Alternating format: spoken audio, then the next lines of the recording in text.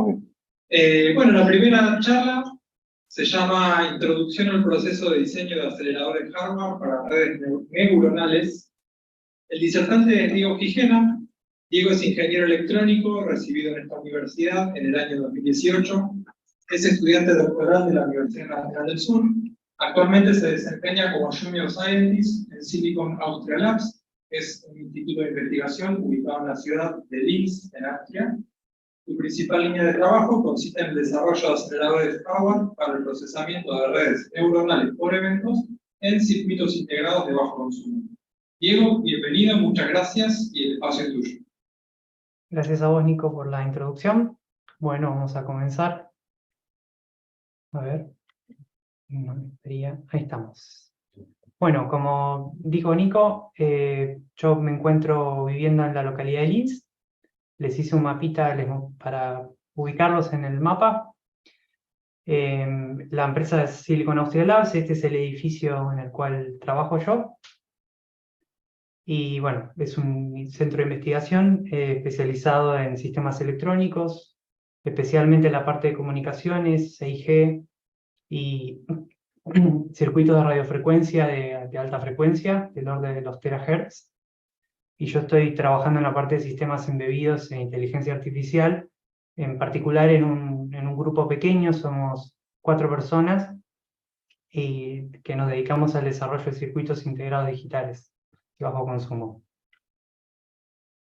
Bueno, ¿cómo va a estar estructurada esta charla? Básicamente les voy a dar una pequeña introducción a qué es el Machine Learning, la inteligencia artificial, cómo podemos modelar estas operaciones y cómo podemos, para poder, digamos, empezar a pensar en implementar un hardware que realice esta operación.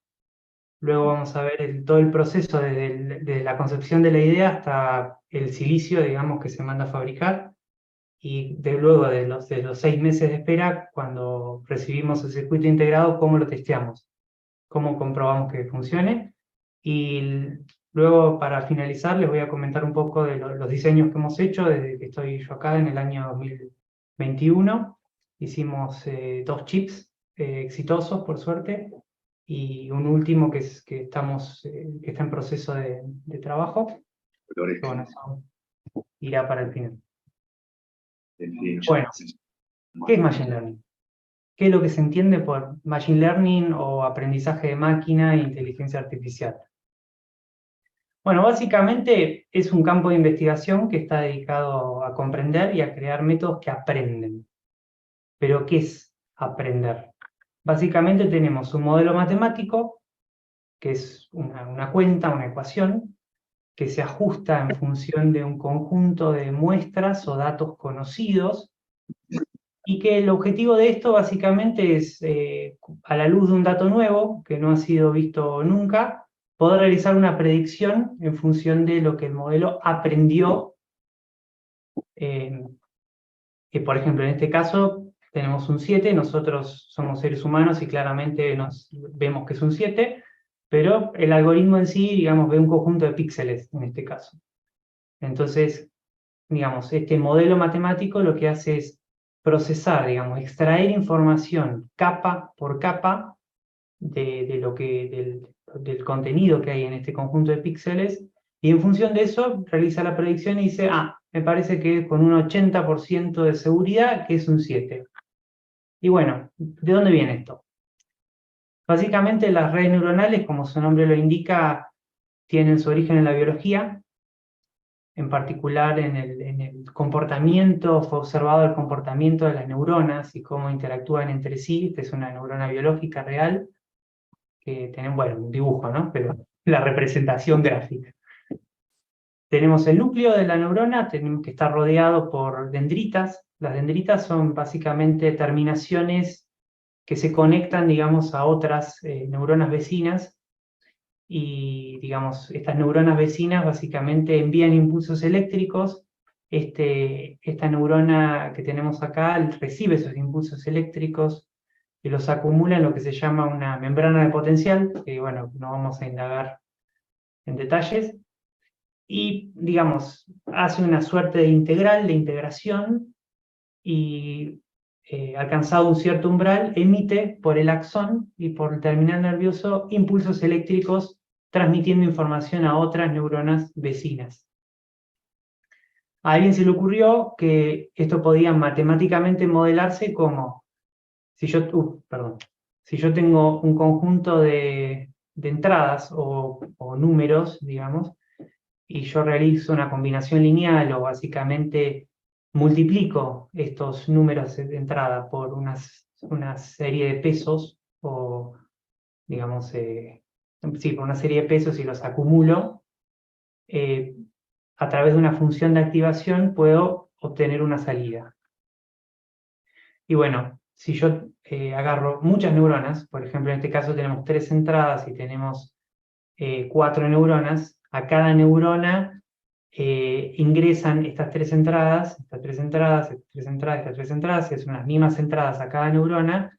Esta neurona internamente tiene sus pesos y emite una salida, cada una de ellas. Y esta salida, a su vez, es la entrada a otra neurona que procesa otra capa de información que puede ser entrada, a su vez, la salida de esta puede ser entrada a otra o puede ya realizar la inferencia en una única combinación en función de, digamos, de las entradas y los pesos, que son los que hacen que una entrada tenga más preponderancia con respecto a otra. Así que bueno, ¿cómo modelamos esto? Como vimos, matemáticamente es esto. No tiene más ciencia. Son entradas, que en este caso yo las denominé X. Tengo una entrada 0, una entrada 1, otra entrada 2 y otra entrada 3. 4 entradas. Estas entradas se multiplican por un peso, que es otro número, un peso 0, peso 1, peso 2, peso 3, y estas 4 multiplicaciones se suman, obteniendo un número. Este número, digamos, necesita pasar por lo que se llama una función de activación, que básicamente es una función no lineal y digamos, la más conocida se llama ReLU, que es Rectifier Linear Unit, que básicamente es, si el número este i es mayor que 0, lo transmito, si es menor que 0, lo hago 0, es decir, lo anulo. Y bueno, ¿y cómo hacemos esto desde un punto de vista de hardware, ¿no? Cómo transformamos esta cuenta en un circuito? Básicamente de esta manera. Como muchos de ustedes saben quizá, o otros estarán arrancando y todavía no será nuevo, los números en las computadoras, los números reales no existen, sino que se utilizan representaciones en números binarios, que son números que pueden ser 0 o 1, y bueno, hay distintas maneras de representar un número, ¿no? Una de ellas, por ejemplo, es punto flotante, es decir, uso 32 bits. El bits es la mínima unidad de información. Puede ser precisión simple o precisión doble, 64 bits. Para los sistemas embebidos, lo que se utilizan está ampliamente demostrado, de hecho, los aceleradores de Google y los aceleradores de Nvidia y todos han demostrado básicamente que con 8 bits en punto fijo es suficiente para poder procesar una red neuronal con una precisión más que aceptable, digamos, sin cometer demasiado error. Entonces, cada uno de estos valores, X0, W0, X1, W1, y así sucesivamente, van a ser valores de 8 bits. Entonces tengo mi entrada de 8 bits, mi peso de 8 bits, esto lo voy a poner como entrada a un multiplicador. Este multiplicador va a sacar un número que va a tener 16 bits. Y ustedes se preguntarán, ¿y cómo? Y sí,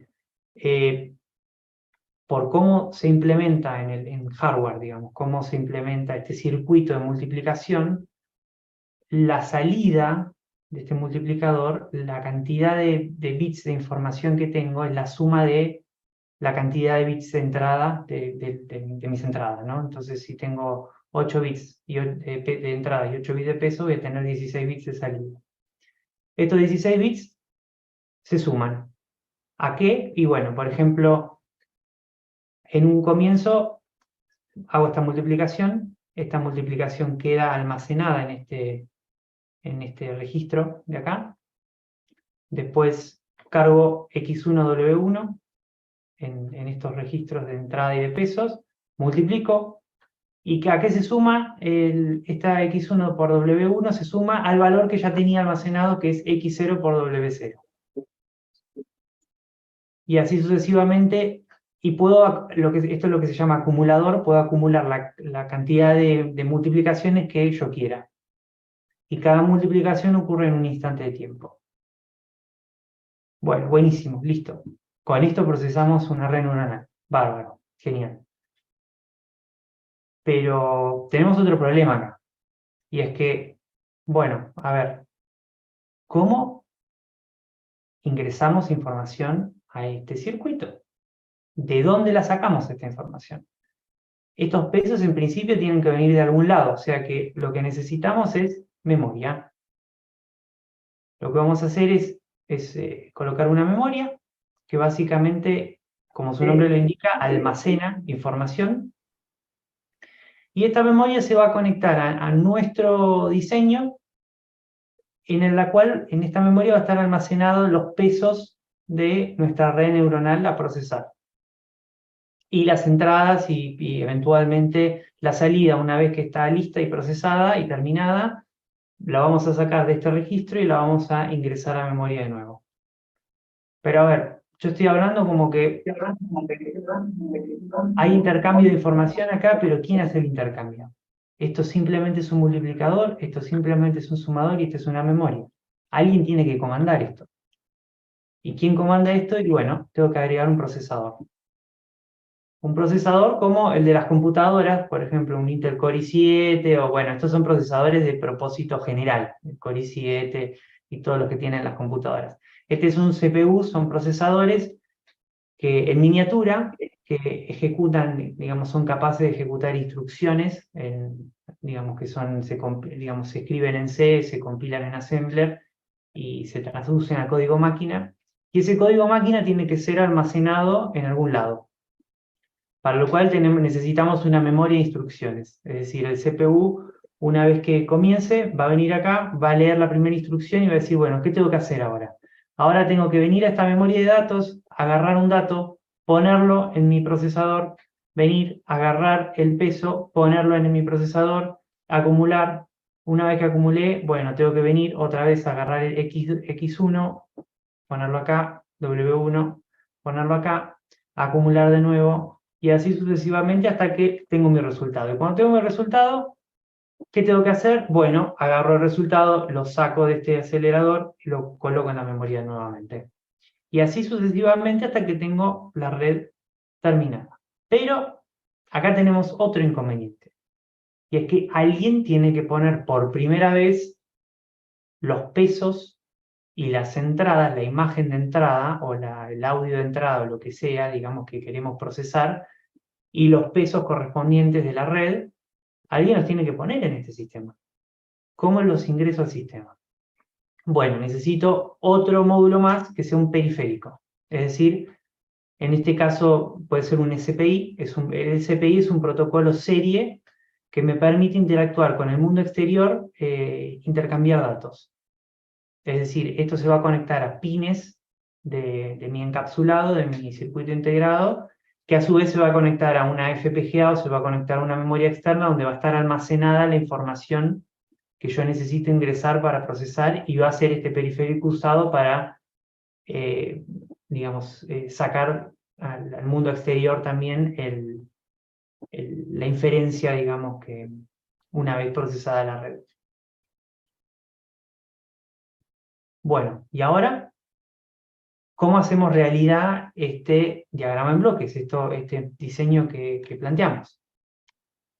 Bueno, básicamente tenemos que empezar con especificaciones. Bueno, ¿qué área tenemos disponible? ¿Y a qué me refiero con área? Si vamos a fabricar un circuito integrado, básicamente es una pastilla de silicio física que tiene dimensiones. Puede tener 1 milímetro por 1 milímetro, 2 milímetros por 2 milímetros, y se realiza en un nodo tecnológico en particular. ¿Qué es un nodo tecnológico? Básicamente es el cuán pequeño es el dispositivo mínimo que se puede fabricar, que en este caso es el transistor, y está dado por el largo del canal de ese transistor. En el caso mío, por ejemplo, yo trabajo con tecnologías, por lo menos los diseños que hemos hecho hasta ahora, de 65 nanómetros, es decir que el dispositivo mínimo tiene un ancho de canal de 65 nanómetros. Bueno, el área se traduce en dinero, es decir, yo cuando mando a fabricar, el precio está en función de la tecnología, cuanto más avanzada, es decir, cuanto más chiquito el dispositivo, en términos de dispositivo mínimo, cuanto más pequeño es y cuanto más grande es el área que voy a fabricar, es mayor el costo, ¿no? A su vez, trabajar con tecnologías pequeñas a nosotros nos permiten tener mayores velocidades de operación, es decir, nos permite trabajar más rápido. Y bueno, a su vez, si yo trabajo más rápido, tengo más consumo. ¿Qué es consumo? Bueno, básicamente cuánta energía consume.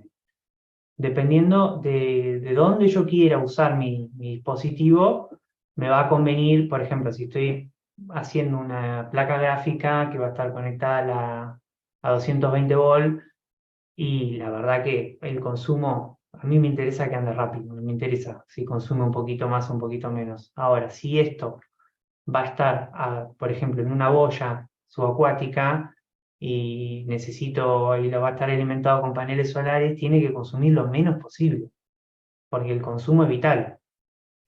Bueno, estas son, digamos, lo que hay que tener en cuenta, básicamente.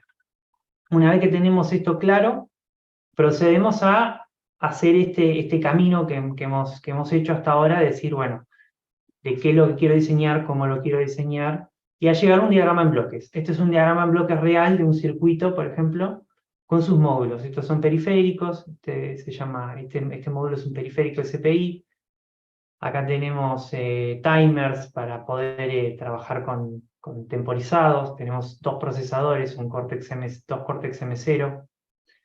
Tenemos memorias Content Addressable Memories. Tenemos otro SPI cuádruple. Tenemos un DMA, que básicamente ese es un dispositivo que nos permite mover datos de un lado para otro. Y tenemos un acelerador, que es básicamente un arreglo matricial de estos multiplicadores y acumuladores que les mostré anteriormente. Pero bueno, básicamente lo que quiero ilustrarles es esto, ¿no? Llegamos a la arquitectura y al modelado de esto. Luego, ¿qué tenemos que hacer? Bueno, tengo el diagrama en bloque, ya sé qué es lo que quiero hacer, ahora lo tengo que escribir, es decir, tengo que realizar una descripción lógica del comportamiento de esto, en términos de lógica booleana. Es decir, bueno, esto, suponete, tengo la entrada A, un peso W, entonces la salida va a ser igual a A por W, y esa va a estar acumulada de esta manera. Eso se hace en un lenguaje de descripción de hardware, que puede ser VHDL, puede ser Verilog o System Verilog.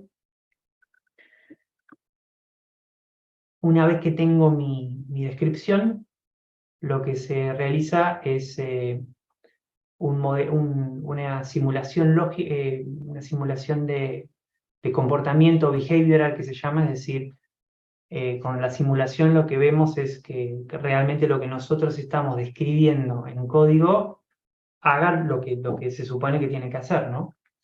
Es decir, que los datos se carguen de la manera que se tienen que cargar, que eso se multiplique como se tiene que multiplicar, que lo que yo le dije al programa que tenía que hacer se vea reflejado digamos, en la interpretación correcta, ¿no? Una vez que tenemos este modelado lógico, lo que se procede a hacer es lo que se llama la etapa de síntesis.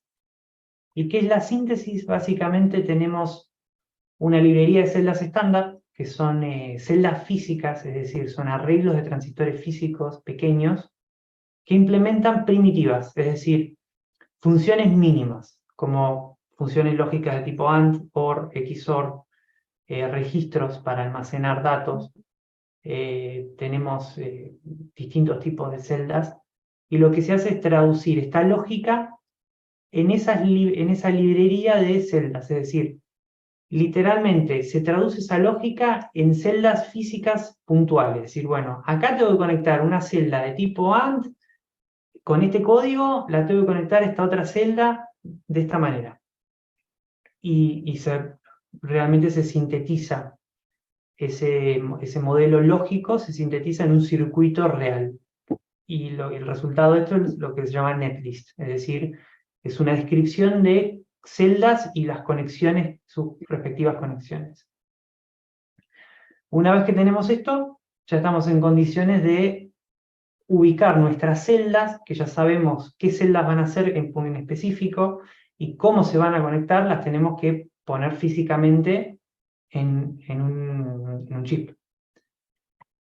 La primera etapa es lo que se llama floor planning, es decir, planificación de planta, por así decirlo. Es decir, bueno, nosotros, no sé si se acuerdan, cuando hablamos de las especificaciones hablamos del área. Bueno, ¿qué dimensiones tiene nuestro chip? ¿Va a tener 1 milímetro por 1 milímetro? Bueno, en este paso definimos las dimensiones físicas que va a tener nuestro sistema, los pines que va a tener, y los vamos a ubicar físicamente cada pin a los costados, por ejemplo en la periferia. Vamos a hacer los power ring que se llaman, es decir, todas las celdas necesitan tener alimentación, es decir, el VDD y GND. Por ende, bueno, se realizan unos 2 rings de power, y estos rings de power son los que distribuyen la energía en todas las celdas, todos los transistores del circuito. Y bueno, y se realiza una planificación estimada de en qué lugar va a ir cada bloque, es decir, bueno, en qué lugar voy a poner mi procesador, en qué lugar voy a poner mi memoria, ¿y por qué? Y bueno, porque necesito minimizar la cantidad de ruteo, es decir, en una etapa posterior voy a necesitar cables, conectar los cables, y necesito que eso quede lo más cómodo posible y ordenado posible. Entonces uno ayuda a la herramienta a que pueda ubicar las celdas y rutearlas de la mejor manera posible. Esto lo hace de forma automática, con algoritmos estadísticos, o sea que cada vez que uno realiza este procedimiento de place and route, nunca va a tener 2 circuitos exactamente iguales, porque la ubicación de las celdas va en función de, bueno, de qué frecuencia de operación necesito. Entonces las tengo que ubicar lo suficientemente cerca para que cumplan, para que los datos estén en el momento que tienen que estar, pero a su vez lo suficientemente separadas para garantizar de que el dato esté estable en el momento que tiene que estar estable. Bueno, una vez que terminamos de ubicar nuestras celdas, que terminamos de diseñar nuestro chip, se manda a fabricar. Es decir, lo que se manda son máscaras, es decir, es un dibujo de una representación gráfica de los distintos lugares donde van a estar ubicados los transistores y cómo van a estar conectados entre sí, y eso se fabrica de una manera similar a como se hace una PCB, por ejemplo, una placa de circuito impreso, en capas y con stencil. Esos stencils se llaman máscaras. Y bueno, una vez que mandamos a fabricar nuestro chip, esperamos 6 meses y luego llega el circuito integrado. Bueno, ¿ahora qué hacemos con este circuito integrado? Bueno, necesitamos poder interactuar con él y enviarle datos y recibir datos de alguna forma. Para eso utilizamos otro tipo de placas que se llaman FPGA, es decir, son circuitos que a nosotros nos permiten, que tienen interfaz con la computadora y nos permiten colocar a nosotros un diseño de hardware que se comunica a su vez con los pines del chip y nos permiten intercambiar información. Esta es la FPGA, esta es la placa en la cual se carga el circuito que va a manejar, le va a dar las instrucciones, los comandos al chip. En el medio tiene una placa que básicamente tiene reguladores de tensión que nos permiten a nosotros darle energía tanto a la FPGA como al chip. Y luego está la placa del chip propiamente dicha, que es donde va montado físicamente. Este es el circuito integrado, este es el chip que uno recibe cuando uno manda a fabricar. Lo que viene es esto, y el circuito está encapsulado adentro, el milímetro cuadrado está acá adentro, es un chiquitito, y eso tiene cables de oro que se conectan de esos pads que vimos alrededor, se conectan a las patas de cada uno de estos pines. Bueno, esta es la configuración de testeo que tenemos nosotros. Básicamente lo que hacemos es mandamos instrucciones con la computadora a la placa, a la FPGA. Esa FPGA le traduce esas instrucciones en señales que el chip puede entender. El chip responde y la FPGA traduce de nuevo y manda por USB a la computadora los resultados. Después nosotros tenemos un osciloscopio que usamos para poder medir las señales, para ver efectivamente que esos comandos que estamos mandando con la computadora sean efectivamente traducidos de la manera correcta. Y bueno, les quería mostrar por último, antes de terminar, nuestros diseños. Este fue el primer acelerador que mandamos. Básicamente es también en 65 nanómetros, como les conté. Lo mandamos en septiembre del año 2021. Esta es la foto del chip cuando llegó. Tiene 1.5 milímetros por 1.5 milímetros. Como pueden ver, lo único que se distingue son estos pads, estos se llaman pads, y básicamente es lo que a nosotros nos permite, con hilos de oro, conectarnos con estas patas que van a ser luego conectadas a una placa PCB, digamos, e interactuar con el mundo exterior.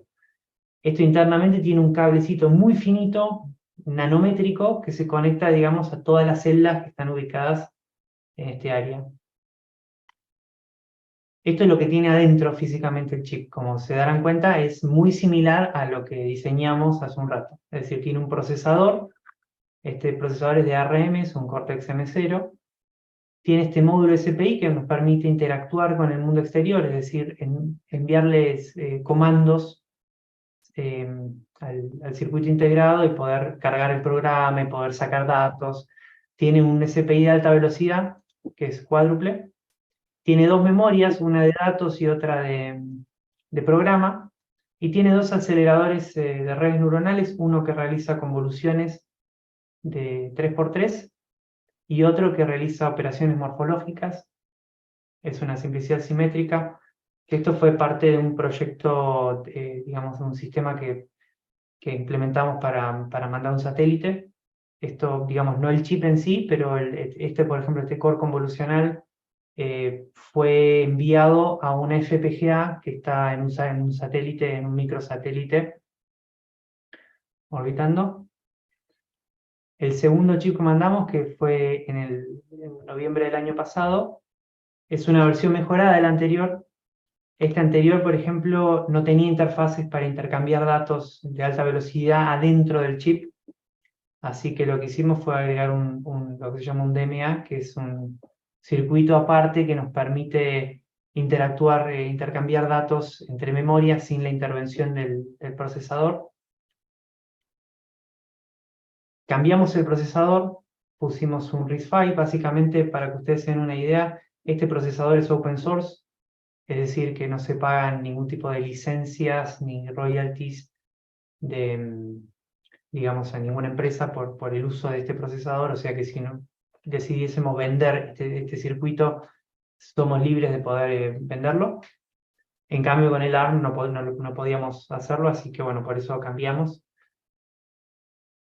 Y bueno, en este caso aumentamos el ancho del bus, es decir, podemos intercambiar más cantidad de datos en simultáneo, y agregamos lo más importante, este bloque para intercambiar datos en alta velocidad dentro del propio sistema. Que por suerte funcionó, le encontramos algunos problemas que están siendo debugueados, digamos, están siendo pulidos para esta nueva versión. Ahora, bueno, este año sale un proyecto más ambicioso, ya sería mi tesis doctoral, y digamos, son dos circuitos en paralelo. Para que se den una idea, estos dos chips tienen 1,5 milímetros por 1,5 milímetros, estos que les estoy mostrando. Y este último, que es el que va a salir ahora el 15 de noviembre de este año, tiene 2 milímetros de alto por 4,5 milímetros, es decir, 4 veces el tamaño del chip anterior. Estamos haciendo dos chips de estos. Este es el primero, digamos, la versión B, que es un acelerador que permite trabajar por eventos, es decir, para que se den una idea, nosotros tenemos unas cámaras que son cámaras morfológicas que básicamente recrean la manera de capturar es similar a cómo trabaja el ojo humano, e envía impulsos eléctricos en lugar de enviar, digamos, información de todos los píxeles de la imagen. Y bueno, este circuito es capaz de recibir esos impulsos eléctricos en manera sincrónica a través de este módulo. Este es casi todo diseño mío. Y procesarlo, digamos, en un acelerador convolucional que aprovecha datos sparse. Es decir, ¿qué es un dato sparse? Básicamente, si yo tengo pocos datos, a mí no me conviene procesar una matriz enorme donde la mayoría de la información es cero. Entonces proceso únicamente los lugares donde tengo información, y esto permite ahorrar un montón de consumo. En este caso tenemos ya 5 memorias de 16 kilobytes, lo que nos da un total de 80 kilobytes de memoria. Tenemos Content Addressable Memories, esto es parte del acelerador. Y tenemos un QASPI que, en este caso, como anduvo bien el anterior, lo que hicimos, lo replicamos por 4, e hicimos una versión, mejor dicho, lo replicamos por 8, hicimos una versión, un octa QASPI que permite intercambiar información a 1.6 gigabits por segundo. Así que bueno, este es el que va a salir este año, y si funciona, me recibo; si no funciona, no me recibo. Así que ojalá que ande bien. Estamos haciendo todo lo posible para que salga. Así que bueno, muchas gracias y quedo a disposición para preguntas. Espero que les haya gustado.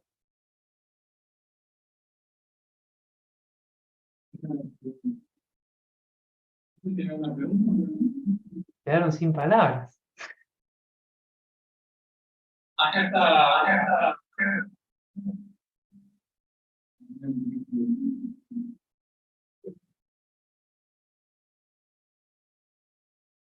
Te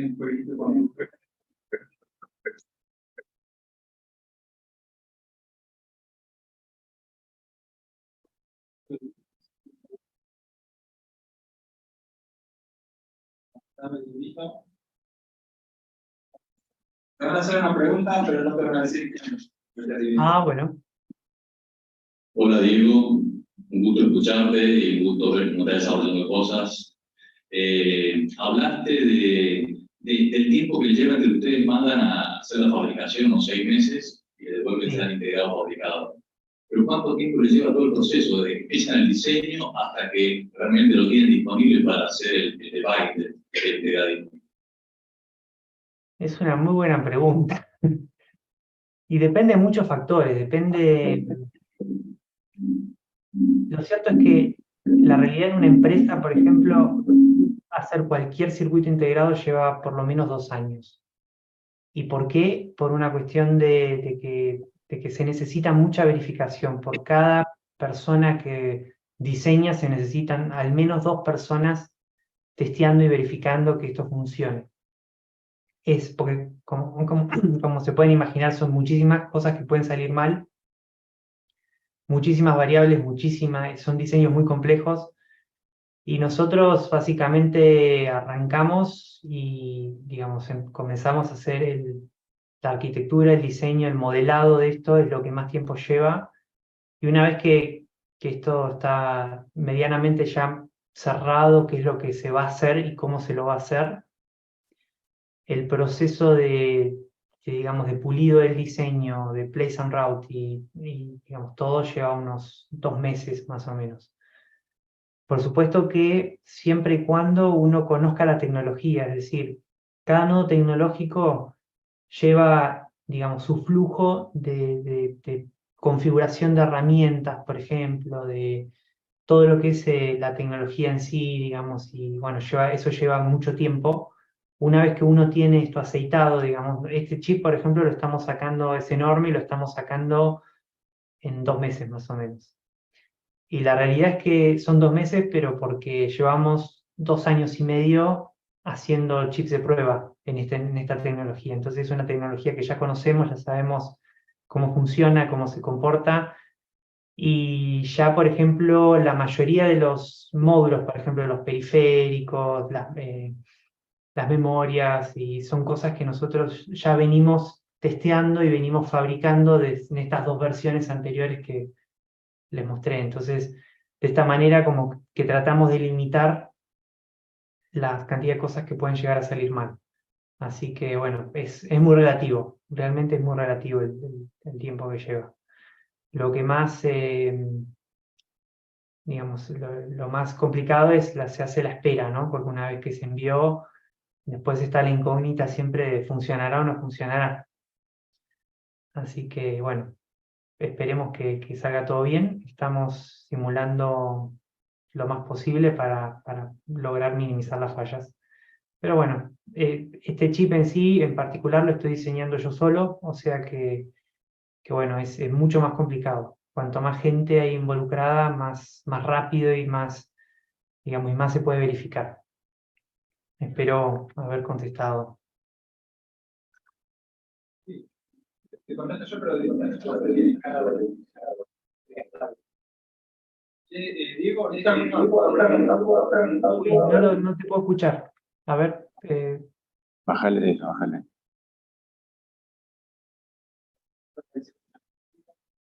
A ver ahora. Nosotros no te escuchamos a vos, pero creo que vos a nosotros sí. ¿Me escuchan a mí? Hola, hola. ¿No? Bueno, yo sí voy a hacer una pregunta, pero porque para mí es llamativo, Diego, Sí. te conozco desde hace algunos años ya. Bueno, vos te recibiste en el 2018 e hiciste un camino que te llevó a que en el 2023 nos estés hablando desde Austria y haciendo una actividad que te requirió llegar a una cierta expertise. Quería ver si, bueno, desde tu lugar nos podés bajar alguna recomendación, algún consejo o algunas líneas a seguir, bueno, para hacer algo similar, un camino similar al que hiciste vos, porque yo sé bien que esto que te está pasando ahora lo deseaste bastante y encontraste las herramientas para hacerlo. Así que, bueno, eso sería, si tenés algún consejo o recomendación. Bueno, buenísimo, Nico, que me preguntás, porque la verdad que me estaba olvidando de algo fundamental. Esta charla la di de esta manera porque nosotros vamos a estar dando en la IAMTA un curso de esto, básicamente, de Machine Learning para VLSI, para circuitos integrados. Así que lo vamos a estar dando con mi otro compañero becario, con Pedro Julián, que es mi director y digamos, la persona que me formó, digamos, en este rubro. Vamos a estar dando este curso, así que bueno, aprovechenlo. Empezamos casi desde cero. Lo único que se requieren son algunos conocimientos básicos de circuitos lógicos digitales, de digitales 1. Con un digitales 1 están bárbaros para poder hacerlo. Así que vamos a trabajar desde cómo se entrena una red neuronal en Python hasta cómo implementamos esa red en un circuito integrado y ustedes van a hacer los cálculos, van a hacer las cuentas, van a hacer estimaciones de área de consumo, les vamos a dar, por ejemplo, los tamaños de las celdas estándar y ustedes van a poder traducir esto realmente que yo les venía contando, poner manos a la obra y si les interesa, digamos, este campo, tener un primer acercamiento. Básicamente lo que les puedo recomendar es que no tengan miedo, porque algo que a mí me pasó estando en Comodoro es que, digamos, yo pensaba, qué sé yo, no sé, en trabajar en empresas como Apple, como Intel, como Nvidia, y me parecía una cosa de otro planeta, me parecía una cosa de otro mundo y extremadamente lejano e imposible. Y en realidad lo único que hay que tener son ganas de emprender este camino y no tener miedo a lo desconocido, básicamente, y al fracaso, digamos, que en realidad, digamos, cuando uno se forma en una universidad que no tiene base en este rubro, como me pasó a mí, digamos, no teníamos base de circuitos integrados digamos, de diseño de circuitos integrados en Comodoro, así que lo que hice surgió la posibilidad de ir a la EAMTA, así que bueno, hice el curso básico de la EAMTA, Ahí lo conocí a Pedro Julián, mi director, y básicamente terminé, me recibí ahí en Comodoro, en la Facultad de Ingeniería Electrónica, y me anoté al doctorado en la Universidad del Sur. Hablé con Pedro y me tomó como becario, y ahí empecé a aprender de lado de abajo, de cómo funciona el transistor de nuevo, y empecé a aprender a diseñar circuitos, sistemas digitales básicos, y básicamente esto uno se forma trabajando con gente. Yo tuve la suerte acá en Austria de conocer gente muy grosa en diseño digital, y ellos fueron los que realmente me formaron técnicamente en este rubro, ¿no? En esto de decir, bueno, en cómo trabaja un procesador y cómo funciona un bus y realmente en cómo integrar sistemas complejos y cómo es la manera en la que se hace.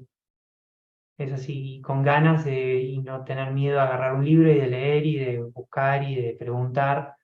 Porque cuando hay interés, digamos, cualquiera, digamos, está dispuesto a dar una mano, digamos, yo por lo menos.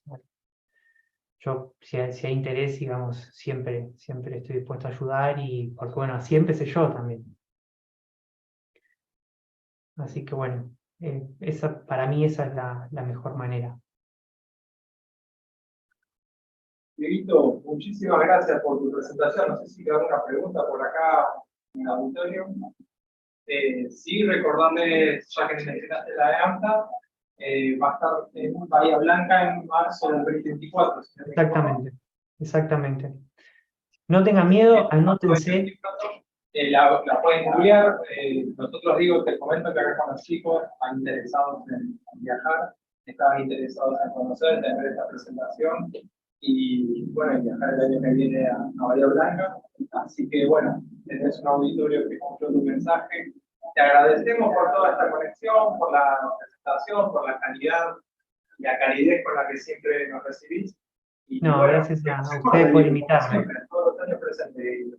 Gracias. Bueno, muchas gracias a ustedes por invitarme, y bueno, y quedo a disposición si alguno tiene alguna consulta, tienen mis datos de contacto, ahí yo se los pasé a Nico, así que ningún problema. Y como les digo, no tengan miedo de anotarse en la AMTA e ir, no puede pasar nada malo, o sea, a lo sumo quizá no van a entender, pero lo principal es que van a generar contactos, y eso es lo más importante, tener contactos y gente que los pueda guiar, digamos, si les interesa este camino, y los pueda, digamos, apuntalar digamos, en la dirección correcta.